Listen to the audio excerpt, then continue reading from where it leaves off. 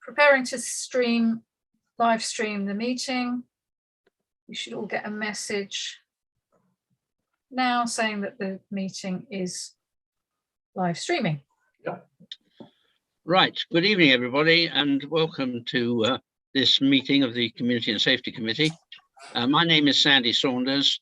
I'm chairing this committee and everybody else has got his name or her name on the screen for you to identify them when they speak.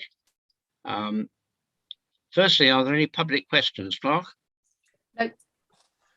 Right, then, and are there any apologies? I have received no apologies, but we are missing some councillors this evening. Right. And declarations of interest.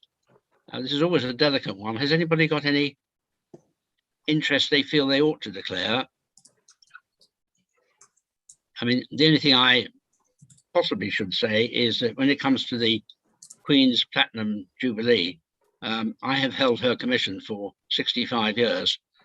Whether that gives me a conflict or not, I don't know. But when we come to it, at least everybody knows. Certainly an interest, though, Sandy. And a very good interest as well. Yes, absolutely. Thank you. Right, the minutes of the last meeting. They've all been circulated. Firstly, has anybody got any questions as to the accuracy or completeness? Yes, Andrea. I have. It says about Hotspur School and 100-year anniversary, right down at item 11. It should be the Beaconsfield School, and it's actually 90 years, not 100 years. Thank so you it's very the wrong much. school and a different, yeah. Okay, I'll amend that and turn my mic off because my cat has arrived. I heard it. Right, any others? Well then, can I will propose that we approve the minutes. Can I ask for a seconder, please? Andrea, thank you very much. I don't think there are any matters arising which are not on the agenda as agenda items. So could we then move on to the clerk's report, please?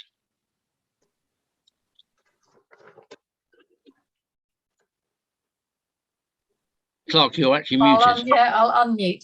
So I think we have everything on the agenda that we need to talk about. I don't think there is anything extra that I've received news on to talk about particularly. I think we've got it all covered. Thank you. Item 6, the town plan.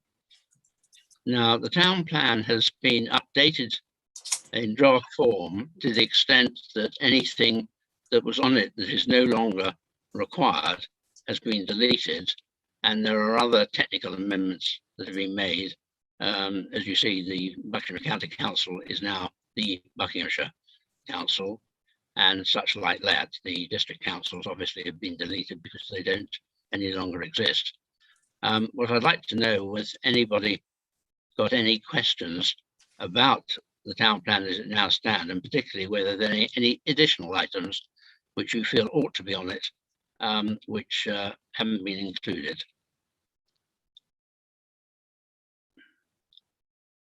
Yes, Paul.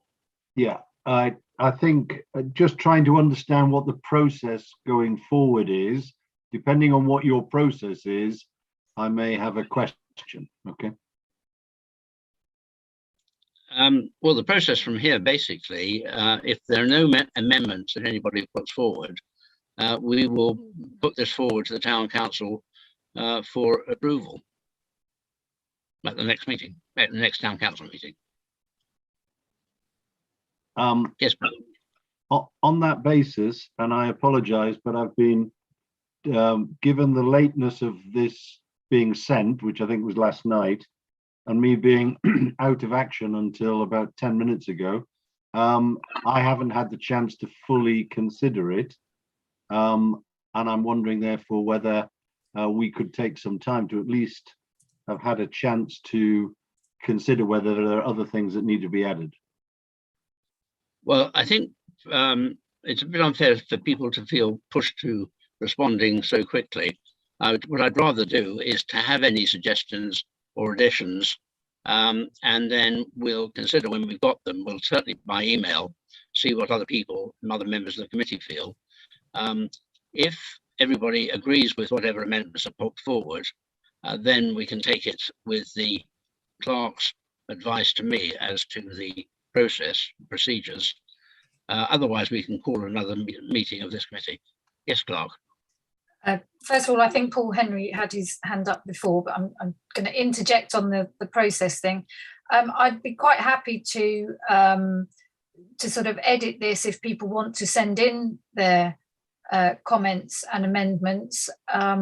It was circulated to all councillors, so we could invite comments from all, and we've got plenty of time before the next town council, so we could bring it forward at the town council meeting. Okay, that's fine. Councillor Henry, I'm afraid you're muted, so I can't hear you. I was just going to say that I think it's important that the results of the survey of the neighbourhood plan is taken into consideration when we complete the town plan, because maybe some responses from the neighbourhood plan which would fit into the council's 4-year plan moving forward, which should therefore be amended once we see the outcome from the neighbourhood plan. And I see in the minutes from last meeting, which I was unfortunately not at, that is reflected. So I just okay, that's fine. Yep. Yeah. Yes, Town Clerk. I believe we should have the analysis. The surveys have obviously been out for a while, and we've got quite a lot back. We've sort of extended it until the 31st of January, but we hope to have the analysis back on the collation, because it's already starting.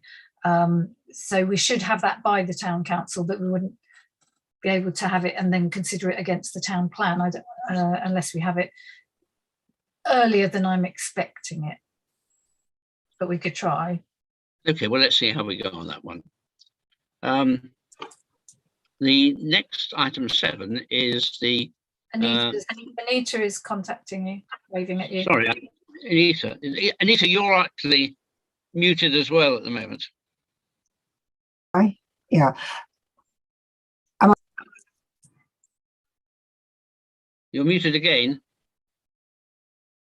Am I muted now? No, you're No. Oh, so I can speak. Could I just say, I do think that this should be discussed, agreed by the whole council, not by this committee. It should not just come out of this committee. And therefore, I would moot that it's circulated for discussion, and maybe you'll get something back. And if you do, we can act on it. And if you don't, we'll signify approval. And then it can be passed at the town council. I would say, with respect to the leader, that this would be the correct way to do it. Yes, that's what I had in mind. I did say that, actually. Okay. We would recommend it to be considered by the town council. Great. Okay. Well, that puts item 6 to bed for this evening. And then going on to item 7 is the climate emergency declaration, which has been circulated. It's been prepared by Paul Mason. So, Paul, is there anything further you would like to add to that, please? No, other than to thank councillors Henry and Wheelhouse for their comments and proposals at the beginning. We pulled it all together, or I pulled it all together into that declaration. And that declaration includes a carbon footprint for the council. So this is for the town council's activities for the year 2019-2020. The attached document describes how that process was undertaken. Because we're looking back in history rather than going forward, we have to take the data that we have. Some of the analysis we've had to make assumptions for, but I hope you would consider that they were reasonable assumptions. And so it lays out the size of our problem, and it sets out through the declaration that we intend to drive towards carbon neutrality by no later than 2030. Right, thank you. Has any councillor got a point they want to raise in relation to this? Yes, Councillor Henry. I think it's important to point out that Paul Mason has put a considerable amount of work into this, and he is to be commended for the diligence with which he's gone about putting certainly the figures for the town council's carbon footprint down. A significant piece of work, which I think we should all applaud. Thank you very much, Paul. Thank you. Yes, I think I'll certainly endorse that. I'm sure other members of the committee would agree with me. In that case, can I put that forward that we... Anita is trying to contact you again. Sorry. I'm sorry, you're at the bottom of my screen. I can't quite see I'm it. sorry. There must be a hand symbol, but I can't find it. I was going to say the very same thing. I think it's an excellent piece of work that Paul's done for us. Definitely should be put out for public reading, which will probably happen at the town council. Very, very good. My question is, are we going to do a yearly, perhaps yearly updating of our efforts to achieve this, or will it be more regular? Couldn't really be, could it? I mean, my thinking on this is realistically, we measure on an annual basis because that's the logical thing to do. But the activity that we will need to undertake to manage our carbon footprint will be an ongoing process. Sure. So if we agree at a town council that this is a process we wish to follow, then we will need to, and it's something I will work on, how we consider that in all of our activity that we undertake going forward, that we look at things through the lens of the carbon footprint. Yes. So I'll require to do a little more work, which I haven't had time to do yet. But certainly when we look at letting contracts and things like that, we'll need to consider these things. Yeah. Thank you. Well, in that case, can I propose that we ask the town council at its next meeting to adopt this paper and the other points that Paul has added? Is that agreed? Agreed. Thank you. Yeah. The next item is the Queen's Platinum Jubilee, which is on the 2nd of June, and I think goes through until the 5th of June, and is a public holiday, of course. Councillor Dunlop and I have had a brief chat on this, and he's kindly agreed to come to this meeting to explain in broad terms what we want to do. And we will also, I think, need to get some idea of the cost so that we can put the proposal to the Resources Committee. But in the first instance, Alex, would you be able to talk of the points that you and I have discussed and any more that have emerged since? Yeah, of course. Well, Sandy, thank you very much for inviting me along, and good evening, everybody. So I was aware that the community was putting, we were talking about putting something together for this great event. So what I've done is, so obviously Sandy's heading up the committee for this, but there were some certain things that had to be put into place, and the town clerk sent us all a guide from the Palace, from Kensington, from Bruno Peaks, who has basically put together an itinerary for the 2nd of June and obviously following days. The event that Sandy and I were going to do was the lighting of the beacon on the 2nd of June. And that's one of the first bank holiday of the 2 bank holidays, 2nd and 3rd. Now, what I've done, actually, Sandy, I've sent you an email, and I apologize for it being so late, but you will get to read that later on or tomorrow. But basically the timetable will run in this sort of fashion, but it needs to be sort of finalized with your agreement, and I need you to think about other things that may be possible to do. So the town crier will be announcing the proclamation, which is at 2 o'clock. We then managed to locate a bagpiper, And this is where I have to raise my hand and apologize to the clerk, because in fact she was correct on her timings and I was the one who was wrong. David Finlayson is very kindly performing Di Due Regnare on his bagpipes, and that would be at 9:35 p.m. We still have to locate buglers and cornet players to play a unique bugle called Its Written Majesty, and that would be at 9:40 p.m. The beacon, which is being built by local engineers and technicians in Beaconsfield, is going to be lit at 9:45. Now, for some reason, I'd read that it was 9:15, but I think having reread it, I found it's 9:45. The Beaconsfield Operatic Society have agreed to come and perform for us, and they'll perform the song called A Song for the Commonwealth, which is then sung at 9:45. Now, I have, under Sandy's instruction, I've got these people to come along and offer their services, which is great. We will need a PA, which we booked somebody for the switch on event who we're hoping will be able to come and support us for that. I've asked the clerk to communicate with that person, and we'll hopefully know at some point whether that will happen. Obviously, it's a celebration, so we booked some refreshments, because remember, we are celebrating this great occasion, which is quite amazing. So the London Bar Company, which is Eddie, if you remember, the van that serves various refreshments will be there on the evening. So really, these are just basic things that I've put together under Sandy to get things started. But obviously what I need you to do is have a think about what else we could bring to the show. With reference to budget, I'd hand over to the clerk. I think there is a budget put aside for this. But at the moment, excuse me, as far as I'm aware, there's no costs. The technicians and engineers are volunteering the beacon, which hopefully will we can put up in the this is at the Memorial grounds, by the way, which is outside the church, St Mary's Church in the Old Town. But after it's used, it could perhaps be put somewhere as a bit of a long-standing remembrance, made into a flower basket, perhaps. A couple of suggestions. Should we have food, perhaps some light food there, some snacks or something there available? If you've got any thoughts on that.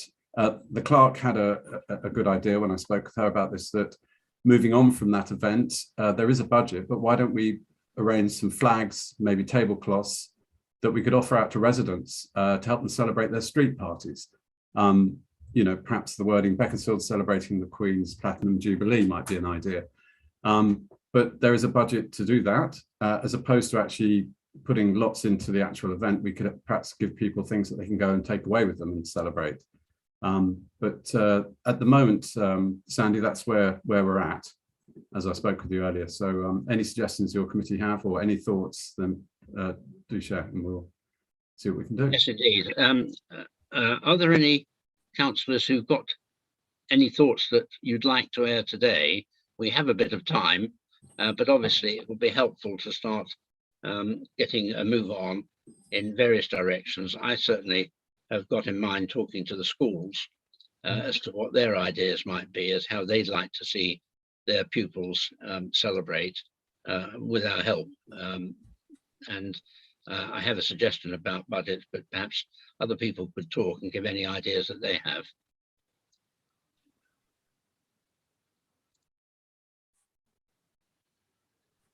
No others? Well, maybe we should. Paul's got his hand up, Sandy.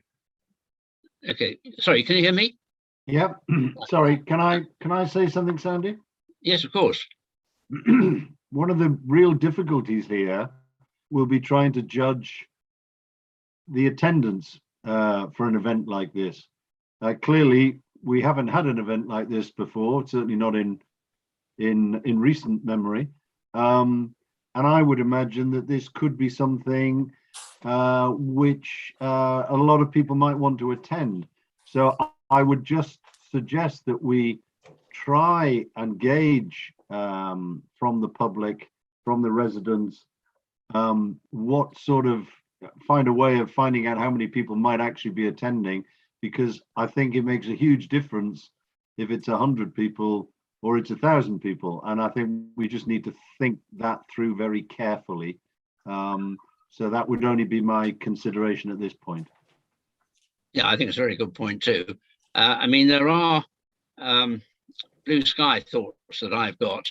I'm afraid I'm of an age where I remember the Gurkhas doing a march past from Wilton Park to the church back in the 70s. And it did occur to me we might see whether we could get a platoon from their depot in Pirbright or one of the other army camps to come down.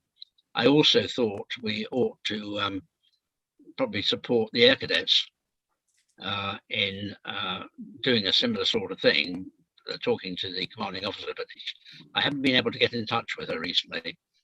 So that's going to come during the next couple of weeks. And dare I say it, I would like to see the Sea Scouts there or something similar, but I doubt whether that's going to be possible in the time that they've got, because they've got other things to do in Wickham, unless there's another branch that I'm not familiar with, because I think the armed services should be represented because they have had a great relationship with Beaconsfield in the past, certainly during this Queen's reign,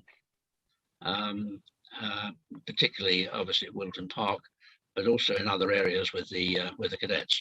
And as for the schools, I have had a discussion with the marketing officer, Mrs. Claire Griffiths, at the Beaconsfield School, and liaising with her, because we don't want to have any overlap with her on the 90th anniversary celebrations, which they're putting in train, and which incidentally, particularly for any residents listening to this who have been in Beaconsfield since their school days and may have gone to the Beaconsfield School, she would like to hear from them so that she could possibly put what she's taught as talking heads and getting their recollections. So that's going to be a big celebration, and we will support it where we can. But as I say, the main celebrations on the 2nd of June. I think the school celebrations are not until July. So there will be costs involved in any of those three if there's a good uptake on it. But yes, certainly, Paul, I think we ought to get a much better idea of the programme and then find out from the people who feel that they'd like to attend. I feel that we've got a resources committee coming up soon, and I think we ought to give them an idea of what our estimate might be of the costs involved. And I would suggest we have a sum of between £3,000 and £4,000 that we ask to be budgeted and approved by resources. Obviously, we'll limit the cost where we can, but it's a once in a lifetime situation for everybody. And I do think we should do the best we possibly can to make sure the celebrations are well recorded and, more important, well enjoyed. If anybody wants to contradict me on that, please say so. Alistair, is your hand up in the sense that I can see the hand on your screen? No, it's not. So I'll move that away. Yes, Andrea. Sorry, it was Anita first. I'll wait. Well, I was going to say emphatically the schools, because I think the primary schools particularly will want to do something, maybe a march up to the centre roundabout, which they did before, and some sort of special occasion maybe the next day. But the point I'm going to make is we're going to have to apply for road closures, you know, and allow good time for that. And in line with what Paul suggested, I wonder if we should ask how many areas would want street parties, because they might want their roads closed for a street party, and that would give us an idea too of how many people might want to get involved. I don't know if that's, you know, too difficult a mission, but it seems like something we could do. Yes, I think it's not too difficult in my mind, because there's a very effective neighbourhood watch coordinator, and I think going through them we can find out what streets would want to hold some celebration. Sorry, Andrea, I can see your hand up. Yeah, no, actually, Anita's covered some of the things I was going to ask, particularly road closures, because I know in the past when there have been large street parties for like the royal weddings and things, some roads do and have closed. Going on the back of Paul Mason, when Paul said about the numbers, I know social media, sometimes you can gauge it through an event, doesn't it? And it says, are you interested? Are you going? Yeah. Perhaps we can throw that out there so that we can gauge our numbers clearer. And would the county, because I know they've done bunting in the past, will they be, as a county, providing us all with bunting to go around the town? I don't know, actually. Alex, have you got any idea of that? Question of bunting. Well, I have a couple of comments to make. One, taking on board Paul Mason's thoughts. Good idea to gauge numbers. I mean, originally my thought was that we're putting it on the Memorial Green, which is actually just where the market is. That's quite a big area, and I know I've had certainly a couple of hundred people easily on there. But as Paul says, it could be 1,000. So as with all these things, it's good that we're talking about it now, because if it is going to go large, then obviously now that takes on a lot of hard work from councillors. And I mean, having set up these events, we've just got to be very aware that we're going to need commitment, Mr. Chairman. Also, road closures, around £850 to close the road there. I hadn't thought of doing that at this point, but going back to Paul's comment, if we end up with 1,000 people. Moving on to street parties, Anita, yes, we'd be great to offer people support with that.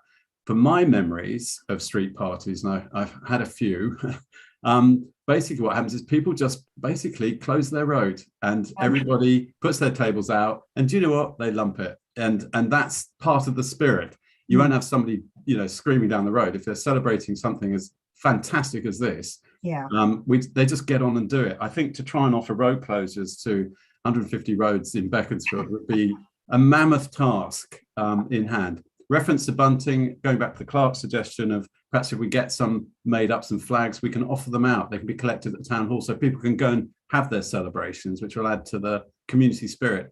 It's more about just getting on with it, but just be aware that we do need, we'll all, how can I put this? It's not just one person or 4 people that will organise something like this. It would take a big team, and we've just got to be aware if we're ready to commit to that and we've got the people to do it, and that's great, but just be aware it will take hard work. Thank you. Thank you. Well, while we're on about the teamwork that will be done, there are a lot of people outside in local societies who may well be able to help, but I'd like to get an indication from you councillors present whether any or all of you are prepared to become part of an enlarged working group to make sure that we get this off the ground well.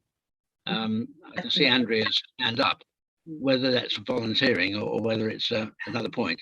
You're no, a volunteer. I'm volunteering. Thank you. Is anybody else happy to be consulted on this? Yeah, hello. Anita, thank you. Yep. And Paul Mason. Paul Mason has thank you. One of the things I've just realised, which makes chairing this a little bit difficult when people put their hands up. In Paul's case, he's got a white background, and that is true of Anita's curtains too, with her hand. So it's not that easy to discern. I don't know if anybody can use the yellow hand. There used to be one on my. Well, the mayor has his hand up in a sort of. Anyway, the town clerk will always point it out, I'm sure. But thank you very much. I see that my background is a bit of stutter, so we'll pass over that. Can we move on then to item 9? Oh, sorry, town clerk has got something to say, and I can see her hand. Okay, it was just to say they've moved where the hand is on the Zoom instructions. So if on the bottom of your screen you can see a little thing that says reactions, on that it's got, well, Alistair was just crying apparently, or was he crying with laughter? I'm not sure. But you can also raise hand on there, and the added functionality of what it does, which helps the chair, is it moves that person to the top left hand side of the screen until they lower their hand again, and then That's they clever. go back into their rank and file. Oh, So that's the new functionality. Look, Oh, there he is. There's they're all Paul. at it now. Right. Thank you oh, very I much. didn't mean to do that. Right, sorry. Hang on a second. I didn't think I'd done that. Okay, well, nobody wants to say anything at the moment, as far as I can see. So I'm clear to move on to item 9, which is the museum. We've made a little bit of progress on this. We've got a working group tentatively formed. I've had 5 individual meetings, mostly with members of the archives group and one with historicals. And we are trying to put together a program. But there has been a major development in the sense that the room, and taking account of health and safety, the room, bearing in mind, is the former reception area to the Town Clerk's office, is not really conducive to having what one would normally think of as a museum. So what I'm proposing to do instead is to think of it more as a heritage centre, and as we go along, the archive group are prepared every Wednesday afternoon to put 2 of their members down there, both to show a few artifacts that will be in the cabinets and posters on the wall and probably a timeline. And we will also intend to have at least 2 or 3 exhibitions between now and the end of the year, where we can host people, residents and their visitors, and the school children particularly, in groups of 20, 30, 40, with display boards and with probably a short talk. But that's all to come.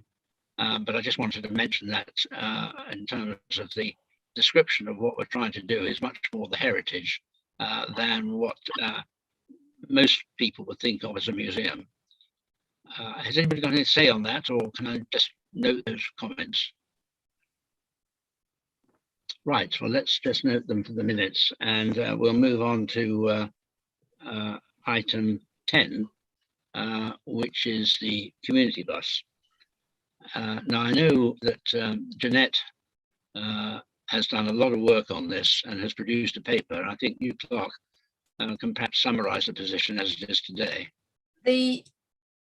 The paper that was done is kind of based on where we were quite a while ago. So it was looking, it looked back at the original return on investment, social return on investment that we achieved during the trial, which is a particular sort of calculation about how you can improve on well-being. And that came out at a sort of benefit of around a calculable benefit of around £400,000, and it seemed so high. I actually went back to the people who make that piece of software and had them analyze it and say, have we really added that much benefit? But if you can save people from isolation or depression or being stuck in their own homes and actually just getting out and about, this does have a huge benefit, which has a knock-on benefit to other areas. It improves healthcare results, etc. So going back to, so we know that the town council does appear committed, I think in every committee so far, that they feel positive about the bus. The prices that we were looking at before were before you had declared your climate emergency, and much as our project manager is a very eco-positive person, all of the prices we were looking at were for perhaps leasing a second-hand diesel bus, which may not fit with reducing your carbon footprint in the ways that you have just described. And as I say, time has moved on. We anticipate that that if we were running that kind of bus, the project would cost about £12,500 a year. If we were running an electric bus, which obviously costs more in capital, or I believe someone's also been looking at hydrogen, I don't know the ins and outs of that, But the running costs of the service would be very, very low. The outlay would be the higher price. And what you should always be aware of in council finance is which pocket the money's coming out of. So whether you're spending capital or revenue expenditure. So revenue expenditure is annual costs. That's what comes out of the precept. Capital is what comes out of reserves. And we do have capital which can only be spent on capital projects at the moment. So that's just a point of order, probably more for the resources committee than for this one, but just to bear it in mind. Obviously, we've still had the situation, the ongoing situation of the pandemic. So we haven't really been in a situation to think about restarting. Restarting the bus project is probably going to take in the region of 6 months to ramp up, getting the licenses back again, getting the volunteers back again. I mean, I know that there are lots of volunteers that they will need to be retrained. We'll need to update DBS and safeguarding and all of those things. So there is a time lag in restarting, but you as a council need to consider where you want to go with this, what you want to commit to, how much capital expenditure versus how much annual expenditure, because obviously the lower the annual costs, then it doesn't have an effect on precept in future years. And that is a consideration worth bearing in mind versus an older vehicle, which, as apart from messing up Paul's carbon footprint calculations badly, will also require more maintenance. So that's really just to sort of throw the ideas at you and to say where do you want to go now? Well, thank you for that. I've got one question, but I know, Alex, you very kindly again helped out with looking at certain aspects of the type of bus, and you mentioned to me hydrogen, but I would have thought that's a fair way to come. Yeah, you're right, Sandy. There's still there are companies, Wright Brothers build hydrogen buses, but they tend to be the double-decker buses. I've actually got a friend of mine who has built a hydrogen car. The technology is there. The problem with hydrogen, which many people don't know, is it's pretty inefficient below 12 degrees in colder climates. You have to heat it. So there's a bit of an element of having to work out the best ways to do it. But hydrogen buses are running in, I think, Manchester and in London. Double-decker buses seem to be running quite efficiently. So there's obviously a solution to it. But I am intrigued by it, and I will come back to you, Sandy, when I've got some more information about them. I'm guessing you want to stick to a sort of 15, 17 seater. You don't want anything bigger than that, which would make it easier. And diesels are better converted to hydrogen than petrol engines because of the compression has to be quite high, but I don't want to go into stuff like that. But yeah, so I'll come back to you with some more information. And Paul Henry, I said I would respond to as well, because he wanted some more information on them. All right, Paul, do you want anything? Have you got any comment now that you'd like to make? I've got a few things to add, I think, to the clerk's overview. Talking to Jeanette, I understand that if we were to order an electric bus, there is approximately a 6-month ship and order time on them. However, were we to start the service again using the current or the latterly used route plan, we could in fact do that next week if we had a bus and we had confidence that we had sufficiently trained drivers. I don't know about the drivers because we haven't addressed the issue, but I'm just pointing out that there is an opportunity to harness the considerable interest certainly in Hotspur for the revival of the community bus.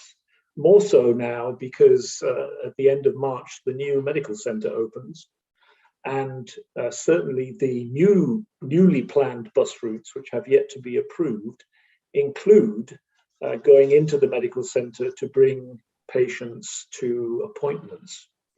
And I think that's quite an important addition to the council's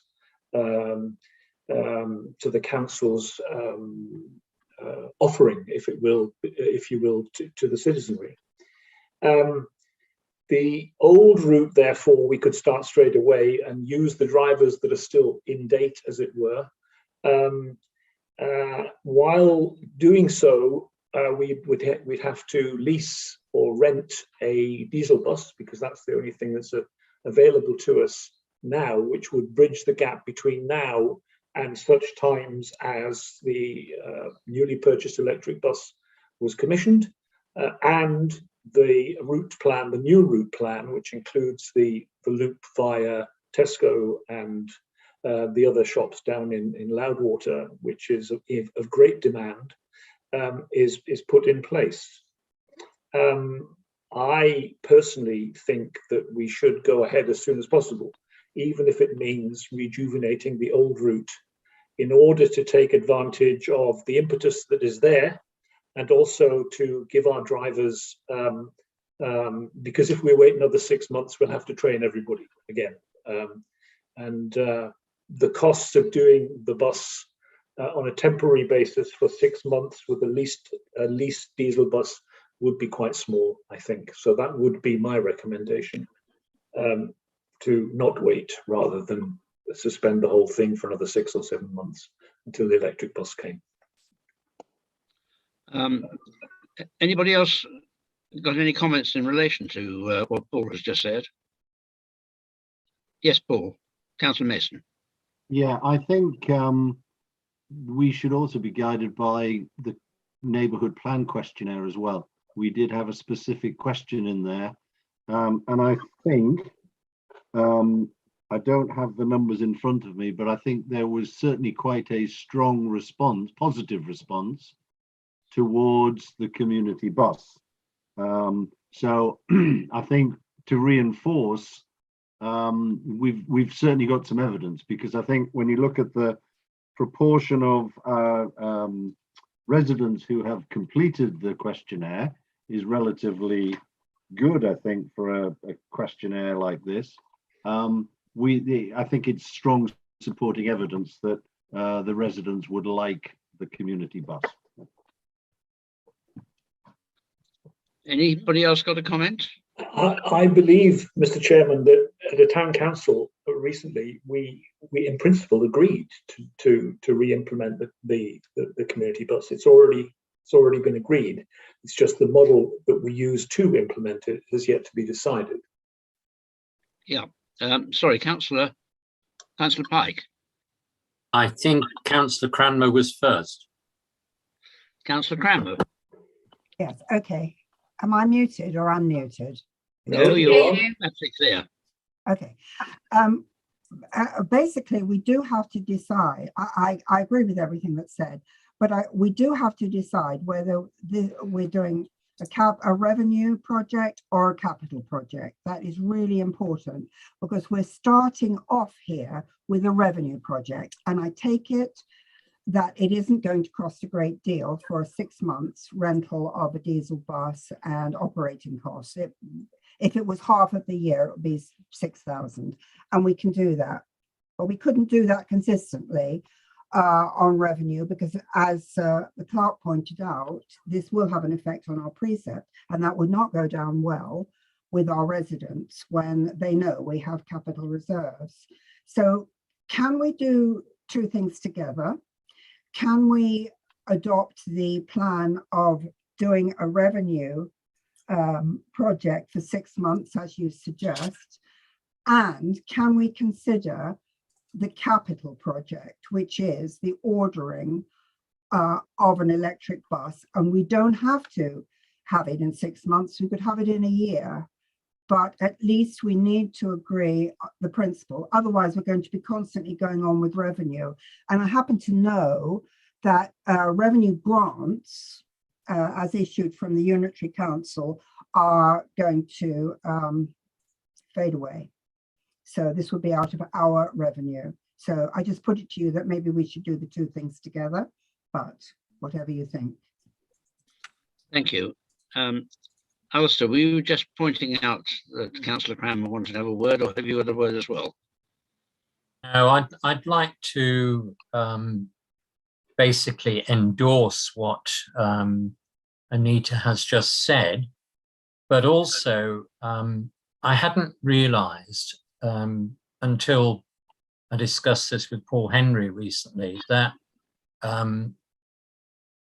he's quite right that in order to put the show back on the road quickly, we would have to work with the existing route because we don't need to apply for a new license that way.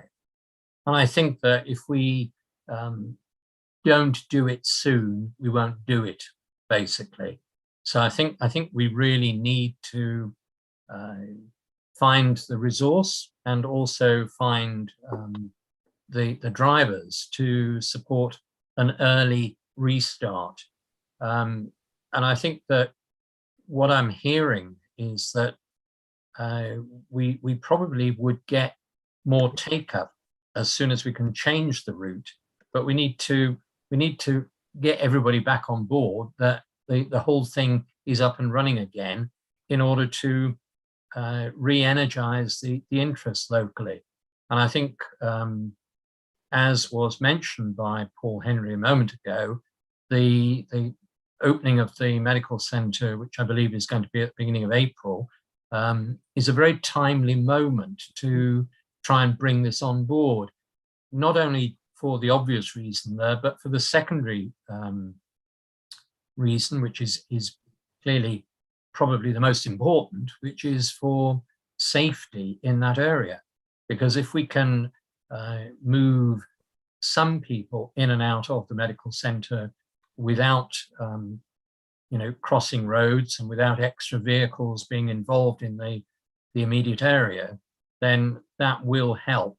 It won't help completely, but it will help to a degree. So what I would suggest is that, as somebody said a few moments ago, there is a resources meeting coming up before the town council. I think that you would be well advised to try and get something onto the agenda of that meeting that can be considered and subsequently ratified on the 17th of February. And I think, if we were to commit to that idea, then the next step will be to revisit the driver volunteers and to see where we stand on that particular aspect, because I think, as has been said already, it's a potential showstopper, and we need to be clear. Well, I think the consensus is full ahead on both engines. Alex, have you got something else to say? I think Paul Henry was first. They go left to right across the top of the screen. Okay, sorry, yeah, Paul. yeah. Thank you, Chairman. I don't know why the screen is flicking around all over the place. Is there any reason? It's because they're using the yellow hands. So the person at the top left of your screen is the person who put their hand up first. Ah, good. Okay. Right, Paul. So the person who, two factors. Firstly, having talked to Jeanette again, I understand that Jeanette is overloaded with work, primarily to do with the neighbourhood plan work, which is considerable and understandable. And therefore, there needs to be, irrespective of whether we take the revenue or the capital route, there needs to be someone who is going to do the work to be able to get the license for the new routes and also arrange the training, if necessary, and the DBS checks of the drivers, even for the old route, if we were to start that again. There is an individual, Mr. Paul Williams, who you may know, who did this for the last 2 years, largely by himself. He was the route master, if you will, excuse the pun. I am suggesting that as part of our revenue planning for this, we were to approach Paul and ask him to take on the project management of getting this program back on its feet, both in terms of the short term and the longer term process, and hire him to do that. Not full time by any means. It doesn't need full time, but I think given the work that he's already put in on a voluntary basis over the years, it would be appropriate for the council to offer to pay him as a project manager to get this program up and running. Okay, well, thank you. Has anybody any? I did have Alex. Sorry, I was just going to say, Mr. Chairman and the committee, exactly what Paul has said. You need somebody to run this bus. It won't run on its own, and because Jeanette is tied into other projects, you will have to think hard about that. Quite often, when I was as you know, my job, I was called out to help when the bus broke down once. So you need somebody there to run it. Yeah. Okay, I understand that. Well, yes, Town Clerk. Just to say, we did discuss at the town council meeting back in December that we are making changes to have additional resource. Okay, fine. Well, if everybody's in favour of that, let's go ahead and ask Paul whether he's prepared to do it. Sorry, Councillor Cranmer. Well, I was just going to say, I totally endorse that. I think we do need to offer to pay him. He is retired. He does have a part-time job, which he may continue, or he may decide not to continue with it and do this instead. But I think, as Paul said, we do need to offer some remuneration, because it will be quite a lot of work. Will be. Right. Anybody got any other questions on that? Right. Well, then can we agree that that's what we should do? And I think we should arrange to talk to Paul Williams to make sure he's happy about that. And if it's necessary to discuss financial terms, we better get an idea of what would be appropriate, and then put that to Resources Committee at its next meeting. Yeah. Is that agreed? Agreed. Okay, thank you very much. Next item, item 11. Sorry, yes, Paul. Sorry, Paul. I just wanted to make a statement just at the end. With respect to the impact on the carbon footprint, the year that we chose to start as our baseline included approximately 7,000 miles of community bus. So it would not have a negative impact, even though we would start with the diesel bus, but obviously we would gain the benefit once we switch to an electric. I just thought I would make that point. Okay. Thank you. Well, perhaps the clerk will note that in the minutes. Thank you. Item 11, the youth club, by which we mean the clubhouse, which sits on Hotspur Park. Clark, can you bring us up to date on the situation there, please? Yes, so the situation is that the Hotspur Youth Club have given up the lease. We own the building and we leased it to them for a peppercorn or zero rent. And it has provided a community facility building in Hotspur for the duration of that time. So the youth club is not running anymore, and I believe that charity is going to be wound down. However, we do have sort of hirers and people who use the facility currently. So we have dog training and bouncing and table tennis, and there are a number of activities that go on a regular basis in that building. And for the time being, because I'd kind of assumed that it would all stop when I was given notice on the lease, but due to one thing or another, it hasn't. So I've said for the time being that can all carry on, and that I would bring it to council to say, what do you want to do? Because I think it is an important facility down there in Hotspur. It would be a shame to let it go. People are used to it. It could be used more. You could have a community cafe down there. It has a little kitchen in there. There is some room to the side.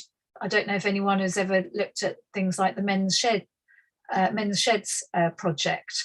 or repair sheds and things like that, which are very nice community projects that you could do. But it's the sort of thing that you could run there, but you would have to be thinking of, we would need some sort of admin time to make sure that we could run that, or whether another community organisation that already exists in Hotspur might want to run that. It's really just to throw it open and see what people think should happen with it.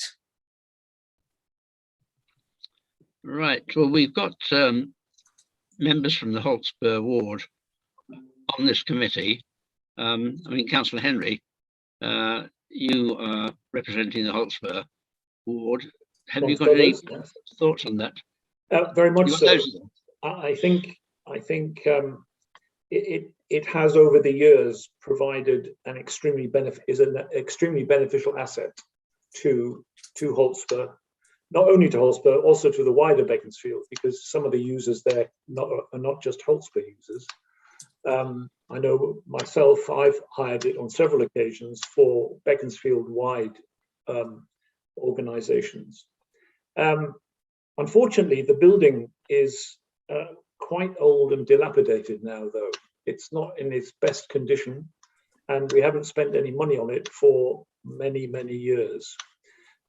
So I think there's two solutions. Either the first solution is we find a Beaconsfield Hotspur organisation who is willing to adopt it, as it were, again for a negligible rent, and keep it going in its present form, or we think wider and we consider demolishing it and rebuilding it into something more useful for the community in Hotspur. I think we have to remember that in Hotspur we have the least mobile population in Beaconsfield, so nearness of community services are important. Cafe, well, you probably all know that the Dove Cafe at St Thomas's Church is threatening to open soon, hopefully at the end of this month or the beginning of next month, as a community cafe with talking tables support provided by Better Connected Beaconsfield. So I'm not quite sure that another cafe within walking distance would be a good idea, but that's perhaps a selfish point of view because I've got an interest in the other one. However, Councillor Dunlop brought it up when we were talking about it at a meeting earlier, that would it be a good idea if we at least started to think about building something new and more appropriate on that plot moving forward. That's an interesting thought. Andrea. Obviously, spending many years inside there doing youth club, it's a great asset to the community. And then obviously, because I live opposite it, it is regularly used. And I think it would be great to keep hold of it. The shape of the building, horrendous. So yeah, yeah, we won't say anymore. It did actually have new toilets put in about 5 years ago, which were lovely, but it's just the shape of the building is not practical. You know, there are so many things that you could use that building for if the shape was square or rectangle. So yeah, I'm very for it carrying on. Also, we found that through Friends of Hotspur Park, we used to do in the summer when the weather was warmer, a lot of the children would leave the school, they would go over the park, and sometimes we would literally open it and we'd sell tea and coffee, cakes, only for 2 hours, and it meant that the children could use the toilet facilities, and we fundraised a little bit of money, but it wasn't all the time. So maybe something similar to that could be thought for a future reference. Thank you, Councillor Dunlop. I mean, could I suggest to the committee that maybe it might be worth investigating or getting an architect in to design something that could be more practical in shape and size, could even be used by councillors for meetings perhaps, or various organisations like the guide hut in Malthouse Square, something along those lines. Yes, whether it needs sort of taking to the ground or whether it can be added on to is a big issue. And as far as talking to an architect, I think we've got to have a better idea of what we might want to do with it, so that you can give him some sort of terms of reference. Otherwise, he could bark up the wrong tree. So I think we ought to have another discussion on this outside this meeting as to what the sort of use is and what sort of facilities would be required. Yep, good idea. So I think if we could get 2 councillors from this group to lead a working group to suggest what might be used for, and then perhaps get an architect or a planner in to decide what could be done. We also presumably ought to get some ideas from the area planning authority as to what they would allow, because we don't want to spend a lot of time on work if what we come up with is not allowed by, I mean, I don't even know whether it's an official green space that requires planning permission for any significant extension of the building. Clark, do you know anything about that? No. Sorry, what were the planning? Sorry, did you ask me? Yes. Sorry, I was typing minutes. I don't know that there would be particular restrictions. It's not greenbelt or anything like that, but we would have to be very sensitive to the space that it's on, and I don't know what hoops you had to jump through to build it initially. I mean, the land was gifted to the town council in the 20s, I think. I was 10 when they started building it. Surely if it's a when they replacement, ended building it. if it's a replacement, the hurdles can't be too big. No, and I think you need to think about how much money you want to spend. The car park would need resurfacing. That's in a dreadful state. Yeah. It has a barrier to stop incursion because the rest of the area is protected by abundant ditch. So it's just here for you to come up with some ideas which could range from what we're doing at the moment, which is just keep it going, maybe enhance the bookings a bit. It wipes its own nose probably on costs, and might just need a little bit of admin. We've updated it with all the hirers so that they are hiring from the town council now, so that the insurances are in place and everything is okay in that sense, just from an administrative point of view. So there's not a big rush to, there's not a crisis looming. It can tick on for a while, but you just need to think about some ideas. So okay. Well, take it back to another meeting and see what you come up with. Could we ask the 2 councillors who represent Hotspur, Sure. perhaps the chairman of Open Spaces, to get together and come up with some ideas for our next meeting? Yeah, would that be acceptable to the? Sure. Would that be okay for you too? Yeah. Well, thank you very much. Does anybody else want to volunteer, or do we feel that's adequate for the moment? Right. Well, we settled that down. Perhaps you could note that while you're doing the minutes, Clark, as well. Right. We now come to item 12, which is the date of next meeting. I have got that. So, I don't know why it says that. The date of the next meeting is 17th of March, St. Patrick's. Right. Presumably in person in the town hall. Yeah. Yeah. Well, if all the restrictions are coming off on Thursday, surely it's. I would have hoped we could have had it in the town hall, and therefore any residents or any members of the public who want to come and listen to it, we can do that face to face instead of through the screen. So we agreed on that as our last point. Yeah. And Andrea has her hand up, and so does Paul. I'm really sorry, Sandy. I have to give my apologies and leave now anyway. I have a charity thing to do. Okay, well, thank you very much for your attendance. Thanks for all your help too. Take care. And hopefully we'll see you soon. Good night. Thank you. Paul, did you? Yeah, I had a question. I think meeting face to face would be great.